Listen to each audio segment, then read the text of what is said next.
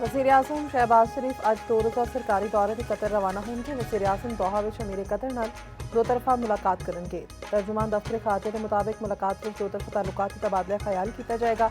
ਤਜਾਰਤ, ਸਰਮਾਇਆਕਾਰੀ ਸਮੇਤ ਮੁਖਤਲਿਫ ਸ਼ੁਬਿਆਂ ਵਿੱਚ ਤਾਉਨ ਦੇ ਨਵੇਂ ਇਮਕਾਨਾਤ ਦਾ ਜਾਇਜ਼ਾ ਲਿਆ ਜਾਏਗਾ। ਨਾਇਬ वज़ीर-ए-आज़म इसहाक डार वफाकी वज़रा ते आला सरकारी हुक्काम भी नाल होंगे।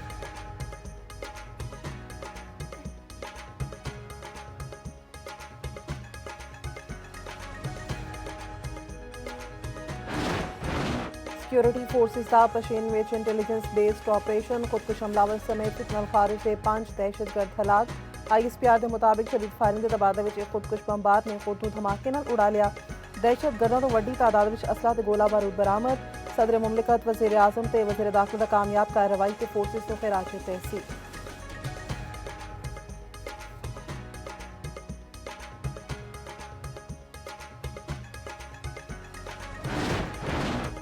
आइन ते कानून की तशरीह का इख्तियार सिर्फ विफाकी आईनी अदालत में ही हासिल है। विफाकी आईनी अदालत का फैसला जारी।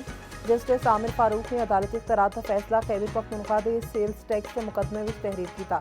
विफाकी आईनी अदालत के फैसले के मुताबिक 27वीं तरमीम तो पहले कानून ते आइन की तशरीह का इख्तियार सुप्रीम कोर्ट का सी।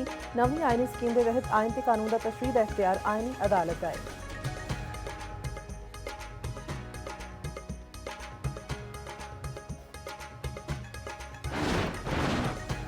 लाहौर हाईकोर्ट में प्रॉपर्टी ऑनरशिप कानून के खिलाफ दरख्वास्तों की समात फुल बेंच ने दरख्वास्तों जिसमें निपटा दिता। हुक्म इम्तना लैन वाली दरख्वास्तों ट्रिब्यूनल्स को समात में भिजवाने का हुक्म। प्रॉपर्टी ऑनरशिप ऑर्डीनेंस कानून के खिलाफ दरख्वास्तों गैर जरूरी करार देते हुए निपटा दिता गया।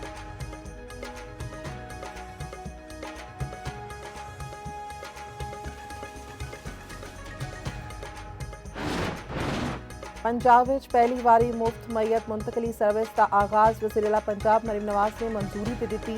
बड़े सरकारी अस्पतालों के हर तहसील में सरकारी व्हीकल सर्विस शुरू करने प्लान मंग लिया। वज़ीर-ए-आला पंजाब मरीम नवाज ज़ेर सदारत खुसूसी इजलास प्राइवेट एंबूलेंस सर्विस में रेगुलाइज करने ते इत्तेफाक। प्राइवेट एंबूलेंस सर्विस के रेट मुकर्रर करने की तजवीज़ का जायजा। हर तहसील में अस्पताल तो घर मैयत ले जाने लई कम अज कम एक वैन दस्तियाब होएगी। मरहूम दे अहले खाना अस्पताल काउंटर तो मुफ्त वैन सर्विस हासिल कर सकेंगे। मैयत मुंतकली सर्विस को स्मार्ट मैनेजमेंट सिस्टम के जरिए मॉनिटर किया जाएगा।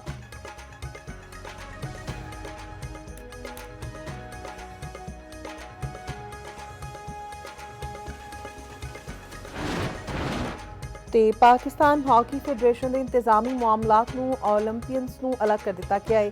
ये चीफ ते सदर सैकटरी ते खजानची के अहदियां ते टेक्नोक्रेट्स की तकर्री मुहियुद्दीन वानी ते ब्रिगेडियर रिटायर्ड अकमल अजीज ते कैप्टन रिटायर्ड फारूक अतीक नूं मामलात सौंप दिते गए।